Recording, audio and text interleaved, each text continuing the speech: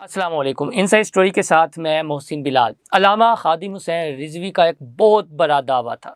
اور وہ دعویٰ تھا ختم نبوت صلی اللہ علیہ وآلہ وسلم کے پہرے داروں، چوکی داروں اور مجاہدین کے حوالے سے کہ آپ ناکے لگائیں، گرفتاریاں کریں، شہر کے شہر بند کر دیں، کنٹینرز لگا دیں، بیریئرز لگا دیں، لیکن آپ سوچتے رہ جائیں گے کہ بندے کہاں سے آئے۔ تو ہمیں ایسا ہی منظر چیرنگ کراس میں دیکھنے کو ملا۔ داتا دربار سے جو مارچ شروع ہوا، چیرنگ کراس پنجاب اسمبلی کے سامنے پہنچا۔ اب چارج مجمع ہو اور ہمہ وقت آپ صلی اللہ علیہ وآلہ وسلم کی حرمت پر مر مٹنے کے لیے یہ جو ملنگ ہیں تیار ہوں، تو جو مقرر ہیں جنہیں اللہ تعالیٰ نے یہ خطابت کا فن عطا کیا ہے، وہ تو پھر پانی میں بھی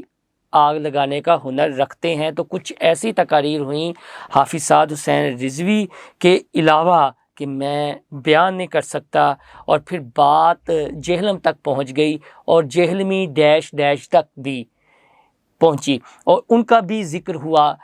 ہوا اس تناظر میں کہ لبیک کے نائب امیر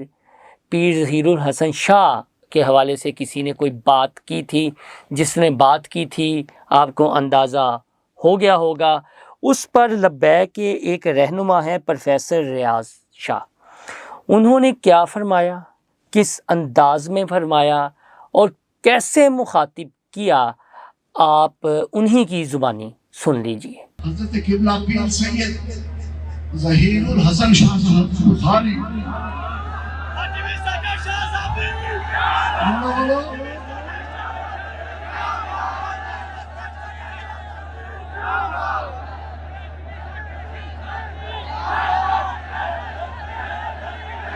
بات کیا کہہ دی، رنڈی خانے کی دیواریں ہی لرز کے رہ گئی، رنڈیوں کی اولادوں کی چارپائیوں کی چولے ہل کے رہ گئی ہیں، اور ایک جہلم کا کتا ہے، جہلم کا خنزیر ہے، جو آج تک اپنے ابے کا نام نہیں ڈھونڈ سکا، جس کی اماں اس کو اس کے ابے کا بتا ہی نہیں سکی، وہ جہلمی خنزیر ڈھونڈتا ہے سید ظہیر الحسن شاہ پر۔ میں ایک بڑی بات کہہ دوں، اور جہلمی کتے، میرا سید بادشاہ جہاں پیشاب کر دینا، وہ مٹی بھی تیرے بوتھے سے بہتر ہے کبھی۔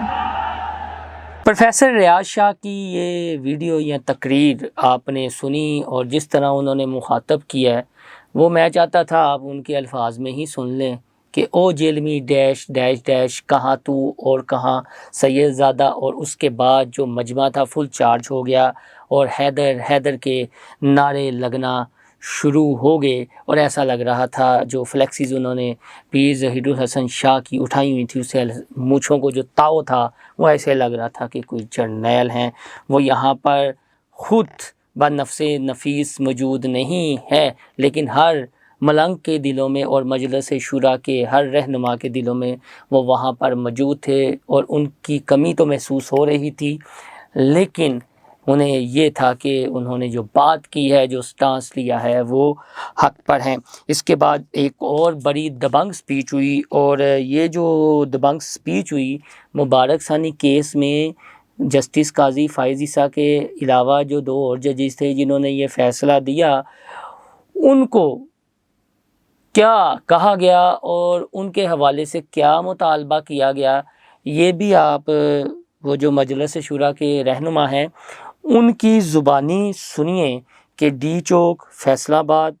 آباد پل اور مینار پاکستان پر کیا کرنے کا انہوں نے مطالبہ کیا، تو یہ ان کی آپ ویڈیو سنیے۔ پتا چلا کہ چیف جسٹس نے اس بینچ میں 2 نمبری کی ہے، ختم نبوت پہ ڈاکہ ڈالا ہے۔ چاہیے تو یہ تھا پارلیمنٹ میں ایک ہی بات ہوتی، جب تک ختم نبوت کا معاملہ حل نہیں ہوتا آگے کوئی بات ہی نہیں ہونے دے، اور چاہیے تو یہ تھا کہ میڈیا کے ہر چینل پہ ختم نبوت کی بات ہو رہی ہوتی، جو کہتے ہیں جی ہم جانے دیں بھئی جنہوں نے وہاں پارلیمنٹ میں ختم نبوت پہ بات کی ہے ہم ان کو خراج تحسین پیش کرتے ہیں، اور دوسروں سے ہم کہتے ہیں کہ بس بہت ہو گئی انگریز تے یہودی دی غلامی، بہت کر لیا تم نے، اب حضور کی ختم نبوت کے لیے کھڑے ہو جاؤ، और जिस 3 रुकनी बेंच ने ये 2 नंबरी की है, आइन को रीराइट करने की कोशिश की है, ये आइन के साथ गद्दारी है, उन पे आर्टिकल 6 लगाओ और उनको तीनों को आइन के मुताबिक सजा दो। एक जज को डी चौक पे लटकाओ, दूसरे को फैजाबाद पुल पे लटकाओ और तीसरे को मीनारे पाकिस्तान लटकाओ और दुनिया को बता दो जुल्म और जबर और कादियानियों के यार जितने भी ताकतवर हो, हमें तो किबला अमीरुल मुजाहिदीन बता गए, उन्हें जाना, उन्हें माना, न रखा गैर से काम। लिल्लाहिल हम्द के मैं दुनिया से मुसलमान। जी आपने सुन लिया, उन्होंने तो जोशे खताबत में ये तक कह दिया कि एक की जो लाश है ना आर्टिकल 6 लगा के डी चौक पर लटकाई जाए, दूसरे की फैज़ाबाद पुल के पास और तीसरे की मीनार पाकिस्तान, ये उनका है। और पीर ज़हीरुल हसन शाह ने तो सिर्फ एक की बात की थी, इन्होंने तो तीनों की बात कर दी है और मजमा फिर चार्ज हो गया। अब एक और क्लिप है जी, वो भी बड़ा जज्बाती सा क्लिप है। और फिर वो बात हुई कि ख़त्म नबूवत सल्लल्लाहु अलैहि वसल्लम के तो हम चौकीदार हैं, मुर्शिद साले सल्लल्लाहु अलैहि वसल्लम के पहरेदार हैं, और जो इसको लेकर आगे चलेगा हम उसके पीछे चलने के लिए तैयार हैं, नंगे पाँव तक चलने के लिए तैयार हैं। हमें कोई इसमें लज्जा नहीं है। हमारा सिर्फ ये एक मुतालबा है कि ये जो मुतनाज़ा फ़ैसला दिया गया है वो वापस लिया जाए, और इस नेक काम में जो भी हिस्सा डालेगा, अगर लब्बैक वालों को पीछे भी चलना पड़ा तो चलेंगे। ये उनका भी आप खिताब ज़रा सुन लें। हम खत्म नबूवत के चौकीदार जरूर हैं, जिसको शौक है वो आगे लगे अमीरुल मुजाहिदीन के लख्ते जिगर में। और तहरीक लब्बैक पाकिस्तान के अमीर ने ये पहले ऐलान किया है, जो खत्म नबूवत के लिए आगे बढ़ेगा हम उसके पीछे चलने के लिए तैयार हैं। लेकिन अगर मुश्किल जगह पर हाथ न रखा जाए तो फिर तुम्हें ये मानना पड़ेगा कि खत्म नबूवत का परचम आज के दौर में अगर किसी ने बुलंद किया है तो वो तहरीक लब्बैक पाकिस्तान के कारकुनान हैं। उनको ये बता रहा हूँ, एक बहुत बड़ा लावा पकड़े जा रहा है, और ये बात मत समझो कि खत्म नबूवत के कानून में हम तरमीम कर लेंगे और फिर 53 की तारीख दोहरा कर इस तहरीक को कुचल देंगे। ऐसा अब नहीं होगा। तहरीक लब्बैक के जितने भी कारकुन हैं वो खत्म नबूवत के लिए जानों के मैदाने लेकर मैदान अमल में आएंगे। जी तो ये थी वीडियोस, और भी कुछ वीडियोस हैं। चूँकि वीला का दुरानिया तवील हो जाना है तो मैंने अभी ये सिर्फ 3 वीडियोस का ज़िक्र किया है और 3 ख़िताब आपको यहाँ पर सुनवाए हैं। और जो पिछले वीलाग में मैंने बात की थी कि जो लब्बैक का स्टेज था वहाँ पर अगर मजलिस शूरा के सीनियर रहनुमा मौजूद थे तो वहाँ पर नौजवान क़यादत भी मौजूद थी, और ख़ास तौर पर जो लब्बैक के नौजवान रहनुमा थे उनकी जो तकारीर थी वो तो बस नहीं चल रहा था उनका। वो तो यही चाहते थे कि अभी अमीर मोहतरम यहाँ से कॉल दें और हम सुप्रीम कोर्ट की जानिब जाएं और फ़ैसला लेकर वापस आ जाएं। उन्होंने तो ये तक भी मुतालबा कर दिया था अपनी क़यादत से कि आप ना जाएं, आप यहाँ पर बैठे रहें। उसके बाद भी मजमा बहुत ज़्यादा चार्ज हुआ, लेकिन फिर इस सारे माहौल को ठंडा भी करना था, और अमीर लब्बैक हाफिज़ साद हुसैन रिज़वी ने इस माहौल को फिर अपने जोशे खिताबत के ज़रिए ठंडा किया, और जो मुतालबात थे या चीज़ें थीं, सबके जज्बात थे वो रखे। लेकिन ये जो बातें हुई, ये जो चीज़ें हुई, वो तो यही था कि बस अभी का अभी फ़ैसला हो। जो मैंने ज़िक्र भी किया था अपने वीलाग में कि माहौल ऐसा बना हुआ था, या उससे पहले माहौल ऐसा बना दिया गया था कि भाईजान धरना दे दो, जो होएगी देखी जाएगी। लेकिन ऐसा नहीं किया गया। उसके बाद मुख्तलिफ़ शहरों में अब ये सारा मामला जाएगा। तो ये मेरी जो वीलाग था, इसमें जो जेहलमी डैश डैश के हवाले से बात हुई है, मैंने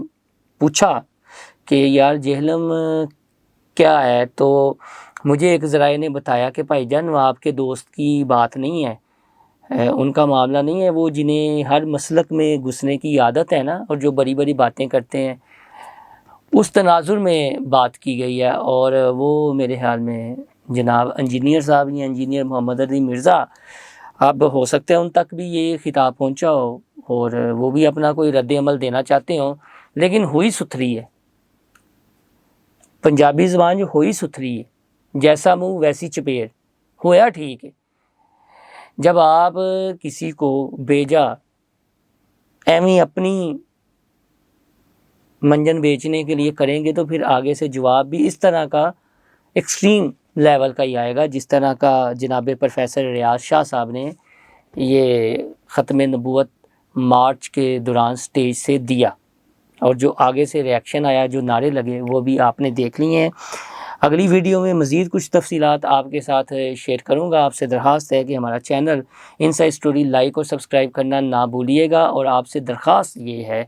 کہ اسے اپنے دوستوں کے ساتھ زیادہ سے زیادہ شیئر کیجیے گا، اور اس معاملے سے اپ ڈیٹ رہنے کے لیے آپ ہمارا ساتھ دیجیے، اور ہم کوشش کریں گے کہ جو روز اس سلسلے میں اپ ڈیٹ ہوگی آپ تک پہنچائیں گے۔ اس کے ساتھ ساتھ بینگ اے صحافی میں سمجھتا ہوں کہ کچھ خبریں بھی ہوتی ہیں، وہ بھی پہنچانی ہوتی ہیں۔ تو اگلی ویڈیوز میں یا ویلاگز میں جو ملکی حالات چل رہے ہیں، خاص طور پر جنرل فیض کے حوالے سے ایک اور ISPR کی پریس ریلیز آ گئی ہے کہ 3 اور جو فوجی اہلکار ہیں انہیں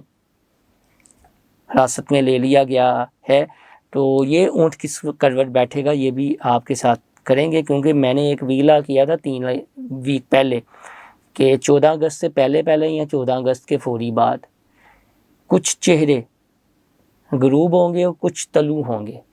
اور جو طلوع ہوں گے وہ میں نے ذکر کیا تھا، اور جو طلوع ہوئے وہ آپ نے چیرنگ کراس کے سامنے دیکھ لیے، اور جو غروب ہوئے وہ آپ نے دیکھ لیا کہ کیا تھا۔ کچھ پروجیکٹ وائنڈ اپ ہوں گے، کچھ نہیں ہوں گے، وہ بھی اپنے کسی ویلاگ میں آپ سے تفصیل کے ساتھ بات کریں گے۔ اللہ حافظ۔